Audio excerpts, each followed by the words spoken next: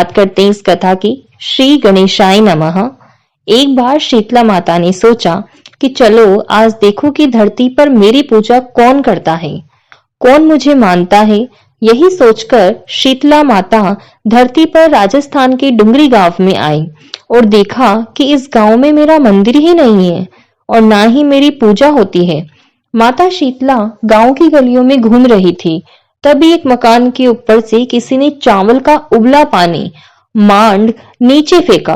वह उबलता पानी शीतला माता के ऊपर गिरा, जिससे शीतला माता के शरीर में फफोले छाले पड़ गए।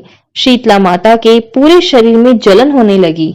शीतला माता गांव में इधर उधर भाग के चिल्लाने लगी, मैं जल गई, मेरा शरीर तप रहा है, जल रहा है, कोई मेरी सहायता करो। लेकिन उस गांव में किसी ने शीतला माता की सहायता नहीं की। वहीं अपने घर के बाहर एक कुम्हारन महिला बैठी थी।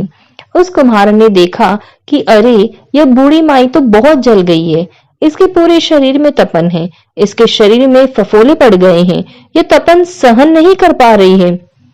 तब उस कुम्हारन ने कहा, माँ तू यहाँ आकर बैठ जा, मैं तेरे शरीर के ऊपर ठंडा पानी डालती हूँ। कुम्हारन ने उस बूढ़ी माई पर खूब ठंडा पानी डाला और बोली, हे माँ, मेरे घर में रात की बनी हुई राबड़ी रखी है, थोड़ा दही भी है, तू दही रबड़ी खा ले। जब बूढ़ी माई ने ठंडी ज्वार के आटे की रबड़ी और दही खाया तो उसके शरीर को ठंडक मिली। तब उस कुम्हारन ने कहा, आ माँ बैठ जा, तेरे सिल के बाल बहुत बिखरे हैं, ला मैं तेरी चोटी गुन देती हूँ। और कुम्हारन माई की चोटी गूंथने हेतु कंघी बालों में करती रही। अचानक कुम्हारन की नजर उस बूढ़ी माई के सिर के पीछे पड़ी तो कुम्हारन ने देखा कि एक आंख बालों के अंदर छुपी है। यह देखकर वह कुम्हारन डर के मारे घबराकर भागने लगी। तभी उस बूढ़ी माई ने कहा, रुक जा बेटी, तू डर मत, मैं कोई भूत प्रेत नहीं हूँ, मैं शीतला देवी हूँ। मैं तो इस धरती पर देखने आई थी कि मुझे कौन मानता है, कौन मेरी पूजा करता है। इतना कहकर माता 4 भुजा वाली हीरे जवाहरत के आभूषण पहने, सिर पर स्वर्ण मुकुट धारण किए अपने असली रूप में प्रकट हुई। माता के दर्शन कर कुम्हारन सोचने लगी कि अब मैं गरीब इन माता को कहाँ बिठाऊं। तब माता बोली, हे बेटी, तुम किस सोच में पड़ गई। तब उस कुम्हारन ने हाथ जोड़कर आंखों में आंसू बहते हुए कहा, हे माँ, मेरे घर में तो चारों तरफ दरिद्रता बिखरी हुई है, मैं आपको कहाँ बिठाऊं। मेरे घर में ना तो चौकी है, ना बैठने का आसन। तब शीतला माता प्रसन्न होकर उस कुम्हारन के घर पर खड़े हुए गधे पर बैठकर एक हाथ में झाड़ू, दूसरे हाथ में डलिया लेकर उस कुम्हारन के घर की दरिद्रता को झाड़कर डलिया में भरकर फेंक दिया और उस कुम्हारन से कहा, हे बेटी, मैं तेरी सच्ची भक्ति से प्रसन्न हूँ, अब तुझे जो भी चाहिए मुझसे वरदान मांग लो।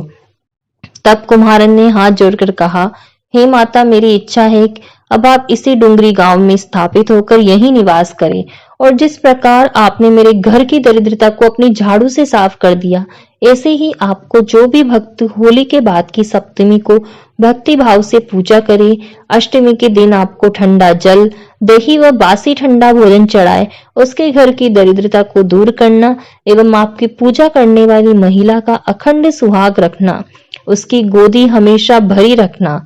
साथ ही जो पुरुष शीतलाष्टमी को नाई के यहाँ बाल न कटवाए, धोबी को कपड़े धुलने ना दे और पुरुष भी आप पर ठंडा जल चढ़ाकर, नारियल फूल चढ़ाकर परिवार सहित ठंडा बासी भोजन करें, उसके काम धंधे व्यापार में कभी दरिद्रता ना आए। तब माता बोली, तथास्तु। हे बेटी, जो तूने वरदान मांगे हैं मैं सब तुझे देती हूँ। हे बेटी, तुझे आशीर्वाद देती हूँ कि मेरी पूजा का मुख्य अधिकार इस धरती पर सिर्फ कुम्हार जाति का ही होगा। तभी उसी दिन से डुंगरी गांव में शीतला माता स्थापित हो गई और उस गांव का नाम हो गया शीलकी डुंगरी।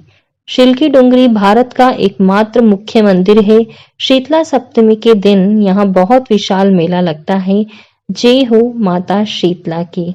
शीतला माता की जय। अर्थात आपको ये कहानी अच्छी लगी हो तो हमारे चैनल को लाइक, सब्सक्राइब और शेयर जरूर करें। आप सभी का धन्यवाद और ऐसी वीडियोस और ऐसी कथाएं सुनने के लिए हमारे चैनल को फॉलो जरूर करें। धन्यवाद। बात करते हैं